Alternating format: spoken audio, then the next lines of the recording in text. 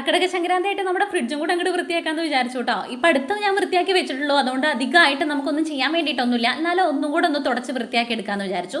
നമ്മുടെ മാവൊക്കെ വെക്കണതല്ലേ, അപ്പോൾ അവിടെ ഇവിടെ തൂവിയതിൻ്റെ ഒക്കെ കുറച്ച് പാടുകളും കാര്യങ്ങളൊക്കെ ഉണ്ടാവും. അപ്പോൾ അതൊക്കെ ഒന്ന് തുടച്ച് വൃത്തിയാക്കാമെന്ന് വിചാരിച്ചു കേട്ടോ. ഈ ഗ്ലാസും ഈ പറഞ്ഞ പോലെ ആ വെക്കണ അതൊന്നും ഞാൻ എടുക്കണമൊന്നുമില്ല.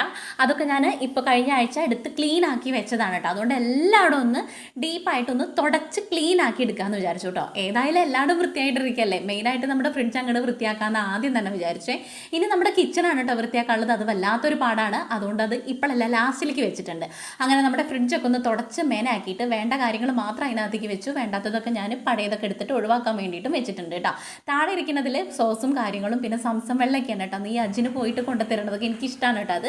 അപ്പോൾ അതൊക്കെ കുപ്പിയിൽ ഞാനിങ്ങനെ സ്റ്റോക്കാക്കി വയ്ക്കും. എന്നിട്ട് ആ ഫ്രിഡ്ജൊക്കെ ഒതുക്കി വെച്ച് അടച്ച് പുറത്തൊക്കെ ഒന്ന് തുടച്ച് വൃത്തിയാക്കിയിട്ട് ഇനി എനിക്ക് മേല് കഴുകിയിട്ട് വേണം കേട്ടോ എന്തെങ്കിലും കഴിക്കാൻ വേണ്ടിയിട്ട്. എന്തെങ്കിലും പണിയൊക്കെ എടുത്ത് കഴിഞ്ഞ് കഴിഞ്ഞാൽ വല്ലാത്ത വിശപ്പാണ് കേട്ടോ. അതിൻ്റെ മുന്നൊക്കെ ഒരുക്കി വെക്കാറുള്ളതാണ്. ഇതിപ്പോൾ വൈകുന്നേരം ആയതുകൊണ്ട് വേഗം മേല് കഴുകിയിട്ട് നമ്മൾ അരിമണി ചായയും വറക്കാമെന്ന് വിചാരിച്ചു. ഇനിയിപ്പോൾ വേറെ സ്നാക്സ് ഒന്നും ഉണ്ടാക്കാനുള്ള ഒരു എനർജി എനിക്കില്ല, അതുകൊണ്ട് അരിയൊക്കെ എടുത്തിട്ട് ഇതാ നമ്മൾ വറുത്ത് വെച്ചിട്ടുണ്ട് കേട്ടോ. ഇത് മതി ഒരു ഗ്ലാസ് കുടിച്ചു കഴിഞ്ഞ് കഴിഞ്ഞാൽ എന്തൊക്കെയോ ഒരു സ്വർഗ്ഗം കിട്ടിയ പോലൊരു ഫീലാണ്.